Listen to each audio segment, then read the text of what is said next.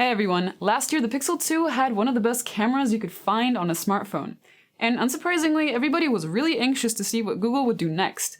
But when they finally presented their new generation of Pixels, all anybody could think about was the massive notch on the Pixel 3 XL. And this is causing a lot of people to reconsider which of the two phones they want to get. So let's ignore the XL for a minute and just talk about the 3. Sure, we can already guess that the camera is gonna be pretty good. But does it offer enough in every other department to be worth getting? I'm Angie for GSM Arena, and this is a review of the Pixel 3.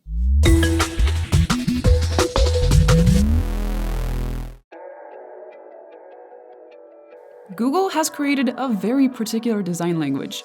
I guess I'd call it comfortable, but year by year, they're refining it while retaining fun details like the mint-colored power button. This year, the Pixel is way more modern thanks to the much-reduced bezels. Still, the front looks more like a 2017 flagship than a 2018 one. The bezels are there for the two front cameras and the larger-than-average stereo speakers. They have excellent loudness and good clarity, which partially makes up for the space they take up. There's no headphone jack, and if you use a dongle in the box, you'll get average loudness and audio quality you'd expect from a mid-ranger, which is rather disappointing. I had hoped audio would be better and more reliable on the 3 because at some point last year, dongles didn't even work on my Pixel 2 and I had to borrow Bluetooth headphones in order to listen to my music while traveling. If Google is gonna sacrifice screen space and focus on the sound, they should really do it on all fronts. Okay, enough about the front. On the back you'll find a fast and reliable fingerprint reader and a single camera. While the back looks like it's made of plastic, it's actually an all-glass panel with a velvet-like texture on the bottom half. Along with the size, this makes the Pixel 3 super satisfying to hold. The size means it's easy to use one-handed, and you won't have a problem fitting it into a pocket. However, I recommend that you use a case even if the volume buttons are a little harder to press. It's not just about durability, since the Pixel is about as durable as any other glass sandwich. The frosted coating Google uses is a little bit harder than everyday objects like keys and coins. But ironically, this actually means that it acts like sandpaper, and it gets a ton of marks on it, with just leftover particles of metal from the keys or the coins or the whatever you have in your pocket. Unlike micro scratches, these can be washed off, but some faint residue can be left over and that mars the phone's looks. At least the Pixel 3 has improved water protection and now has an IP68 rating, so it will survive the occasional wash. Like I said, many are rejoicing that this year's baby Pixel doesn't include a notch. Unlike the Pixel 3 XL, there have also been no reports of extra notches appearing on the side of the display. It's also a much better display than last year, so if you're deciding between the 2 XL and the 3, I'd go with the 3 just for this. The 5.5-inch P-OLED screen has a full HD resolution and a good pixel density. The panel gets bright enough, and you'll have no problems reading outside even when it's sunny. Out of the box, the phone is set to adaptive mode, which isn't the most color accurate, but in natural mode, color reproduction is actually quite faithful. Boosted mode is also reasonably accurate. On the phone, you're limited to 64 and 128 gigabytes, but with Google Photos, you can store an unlimited amount of your photos and videos in their original size. The Pixel 3 has 4 gigs of RAM instead of 8 or even 6, but the device is still butter smooth. It has a Snapdragon 845, but it's a bit slower than competitors with the same chipset in benchmarks. Google usually downclocks their chipsets, but in this case the phone also had a tendency to heat up during benchmarks, which caused serious throttling and even further reduced performance. Google tends to pour more money into software than into hardware and assumes that their programming magic can power the phone as a whole. And you'll see this repeat as I go over more features. I think it does them a disservice because it's possible to have both great hardware and amazing software and have a spectacular product as a result. It's not like they're hurting for cash, and they recently acquired HTC, so they have the resources to make this a reality.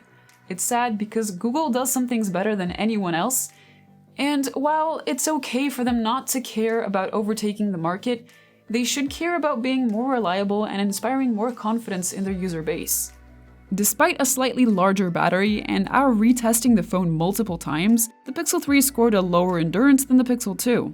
If you're using the phone a lot, you'll probably find yourself carrying a battery pack to last through the day, especially if you shoot a lot of video, which decimates battery life. Thankfully, there's fast charging, and the Pixel can charge up to 45% in half an hour, and up to 100% in an hour and 42 minutes.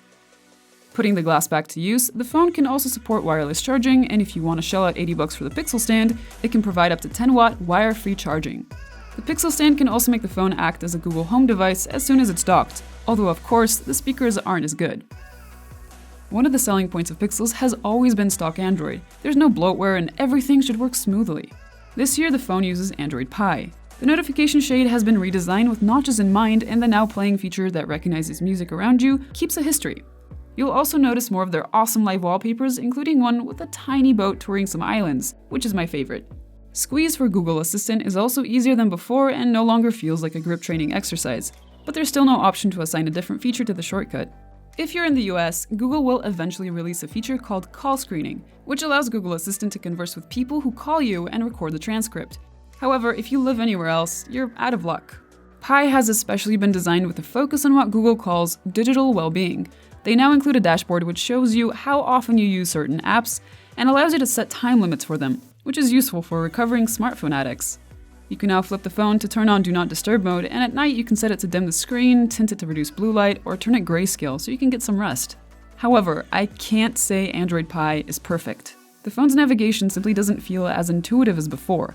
Sure, it's not that bad once you get used to it, but until you do, it's like pulling teeth because in the beginning the phone keeps doing things you do not want it to do. Now, a quick swipe up opens recent apps instead of your app drawer, and instead, you need one extra long swipe or two short ones for the same function.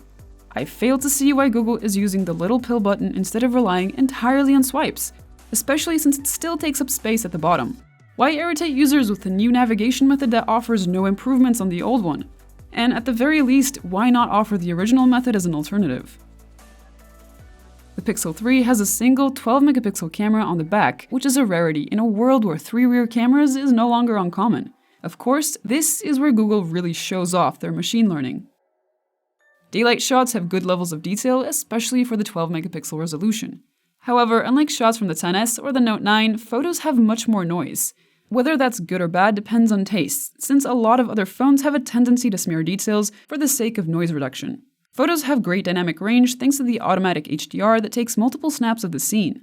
Google also has a new trick called Super Res Zoom. It relies on the natural shake from your hands to take multiple snaps that are slightly offset in order to compile a higher resolution image and then crop it with the required zoom factor. It's not as good as an iPhone's telephoto camera, but it gives a better result than cropping and sharpening a single image. Portraits, on the other hand, are miraculous for a phone with a single camera and actually have a better chance of looking good in lower light. The iPhone XS has slightly warmer colors, where the Pixel is more true to life and a little artificially crispy. Portrait mode also works really well for edge detection on non-human subjects, but since Google is using machine learning for this, the more common the object, the better the software will work. In low light, Google uses a new night sight mode. That is similar to Huawei's P20 in that it uses multiple stacks of images together for better exposure, but it goes beyond that and uses machine learning to choose better colors and exposure for things like lights. At the time of this review, night sight still isn't available to the public, so you'll have to make do with regular low-light photos for now. They have a lot of detail and well-preserved colors. You'll also notice a bluish neon glow to cold light sources that's characteristic of the camera. It has livelier colors in comparison to the iPhone XS, but slightly less detail. On the other hand, it has more detail than the Note 9, but also more noise since it doesn't have much noise reduction. Despite the lack of official night sight, we were able to test a preliminary version. The regular camera mode is closer to what your eyes see, while night sight goes beyond that using pseudo-long exposures. It works best for dark scenes because when there's more light, colors aren't as accurate. However, if you do decide to use it when there's bright light in the scenes, these still won't be overexposed. The Pixel still can't record 4K at 60 FPS, but at least electronic image stabilization is available in all modes and it works pretty great. The only thing it seems to have a problem with is panning, but that's pretty par for the course with most smartphone cameras. 4K videos capture a lot of fine detail and are pretty conservative with color saturation and contrast, which allows it to look pretty natural and is great if you're into post-processing. Pixel being Pixel, however, there's more noise than usual. 1080p footage is identical in terms of recorded detail and color science. On the front, Google has actually introduced a second camera with a wider angle, but a slightly dimmer lens. Both cameras capture 8 megapixels and are sharp and detailed. Skin tones are well rendered and faces are well exposed. Portraits captured with the wide-angle camera have slightly more visible flaws, but generally they work quite well. If you're looking for the best Android camera that money can buy, look no further. You'll be among the first to enjoy Google's software updates, and you'll enjoy a Pixel that's better looking than last year with a much better screen. However, this phone isn't perfect and there might be a few too many compromises, like low battery life, heat throttling, the awkward navigation, and the fact that the Pixel phones have been experiencing quite a few issues over the past couple of months. Google seriously needs to step up in terms of reliability because no matter how amazing their software magic is, it makes this phone a little more difficult to recommend. However, if you're crazy about the camera tech, then go for it. Just remember to buy an extra external battery before you get the phone. Thanks for watching. If you enjoyed this video, hit the like button down below and subscribe and hit the bell icon to get our latest tech reviews as soon as they're out. See you next time.